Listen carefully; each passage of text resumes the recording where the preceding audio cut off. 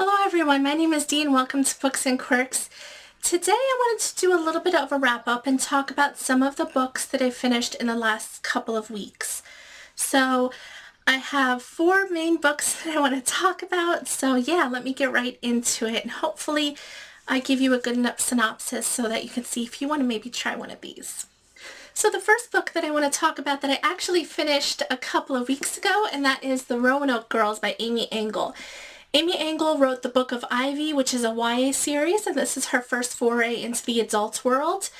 And this follows a woman named Lane.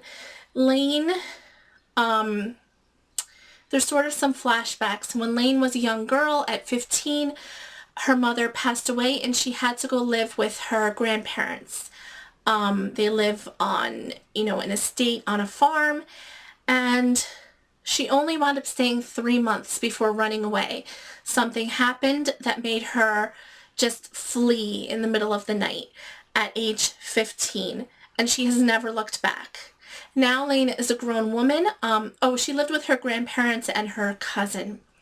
Now Lane is a grown woman, and she is now returning to her grandparents' house because her cousin, who is the same age, went missing. She's in her early 20s now, I believe, the main character is. This is quite a mystery, I don't think it's a suspense or anything like that. It's more of a mystery.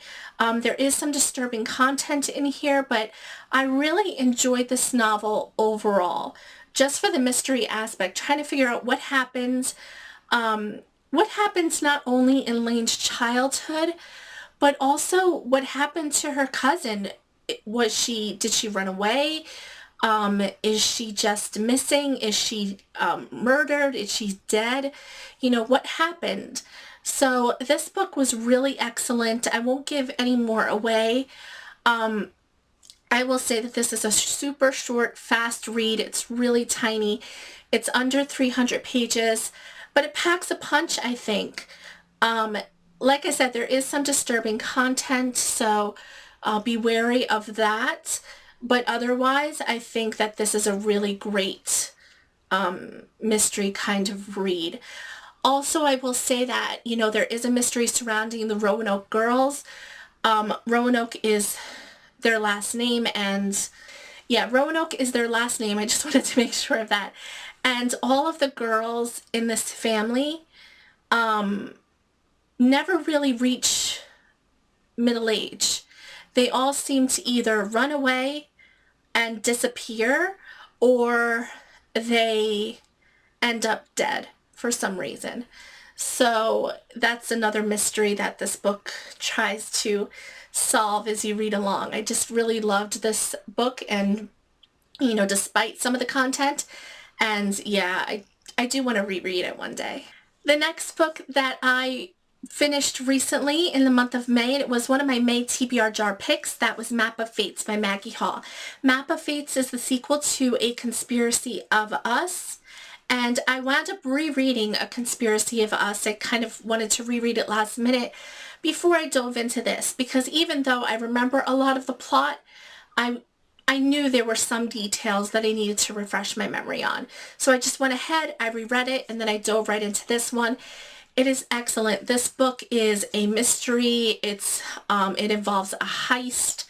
It involves a lot of action. It follows Avery West. Avery West is sort of, a regular kid going to high school. She never really feels comfortable wherever she lands. She lives with her mother, who is a single mother, and they have to move quite a bit, so she never remains at a school for more than a couple of months at a time, and she doesn't know what her mother actually does. There's a lot of mystery surrounding that, and then one day something happens and she is forced to go to Europe and find out the secrets behind her family. She doesn't know anything about her father, but slowly things come to light, and she is part of a very powerful ancient family who, and she's forced to find out some pretty dark things about her lineage, her past, and what she has to do in this world now that she's thrust in order to survive. I think that these books are so good. They're very intense. The third book is coming out on July 18th, so I'm so glad I reread A Conspiracy of Us and then this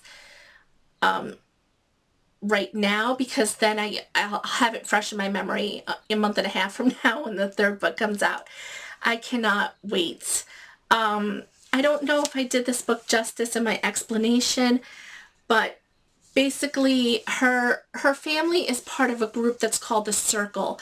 The Circle are these 12 powerful families that are secret to much of the world, but they really control much of the world. And she has to sort of uncover the secrets in order to survive. She becomes almost hunted in a way. So I think that these books are just high stakes and exciting as well. The next book that I finished recently was The Thinking Woman's Guide to Real Magic by Emily Croy Barker. So this book, I gave it 3 stars. I enjoyed it overall. I just had some problems with it. So this book follows Nora Fisher. Nora Fisher is sort of unlucky in life, unlucky in love. She's very unhappy. You know, things aren't going well. She's going for her PhD, but even that is not going well. The path that she's taken is not really approved by her advisor, and they sort of, tell her that, things aren't really looking up for you, getting your PhD. So she winds up going for a little bit of a walk, and something happens, and she ends up in this alternate magical realm with these magical creatures, and it's sort of a whirlwind from there. In this magical realm, Nora finds that she is everything that she ever wanted to be. She's, all of a sudden very beautiful, and, she is sought after by a very handsome man, and she is sort of the life of the party, very popular, and she seemingly has everything in this magical realm, except that then it turns into a nightmare, and it goes from there.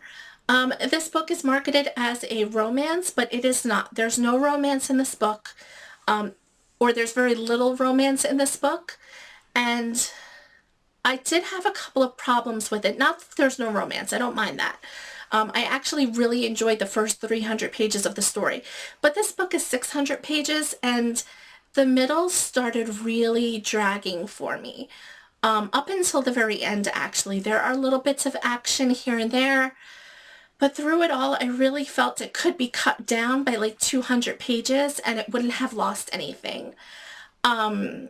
Also, the ending was very odd and weird and open.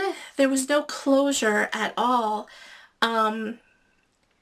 In fact, it almost seemed like there was going to be a sequel, because on the last couple of pages there was a promise of a possible romance. There was a promise of a possible future. And then it ended. But I know that there's not going to be a sequel. This book was published in 2013, and there's been no word of any second book. So yeah, I'm not sure what I feel about this book. Like I said, I enjoyed it overall, especially the first half. But then, I just had those problems in the middle and at the end, and yeah, it was just kind of an okay read. So the last book that I want to talk about that I finished recently is Ember Island by Kimberly Freeman. I love Kimberly Freeman. She's a wonderful author of historical fiction / historical romance, and this book follows kind of the same format of her other books. The only other book I've read by her was Evergreen Falls, which made me want to pick up another book by her right away. And the format is very similar to Evergreen Falls. I mean, completely different story, different characters, different plot, everything. But the format of how it's set up is the same. So this book follows 2 characters, Tilly in 1891 and Yes, Nina, in present time. These women face hardships, and although, and they are separated by obviously over a century, but I really enjoyed reading about Tilly. Tilly, hello again. My camera got cut off in the middle of my talking about the this book, Ember Island. So I had to charge it, and now it is another day. But I do want to finish talking about this book since it did cut me off. So I was talking about Ember Island, and I was saying that it follows two characters. Tilly in 1891. Tilly had some tragic and horrific things happen to her, and she had to run off, and she found a job as a governess for a little girl named Eleanor, or Ellie for short. And it follows Nina in the present time. Nina is the granddaughter of Eleanor, and she is living in the same house, and she finds some diary pages written by her grandmother. And so, you know, it follows two characters separated by more than a century. It follows their stories individually, but it also connects them. So I thought this was such a nice, beautiful book. There is romance in it, but it's not the main plot of the story, I guess I'll say. And I highly recommend Kimberly Freeman. So that is all I have for you. I hope you enjoyed this video. I hope you all have a wonderful day, and I will see you all very, very soon. Bye.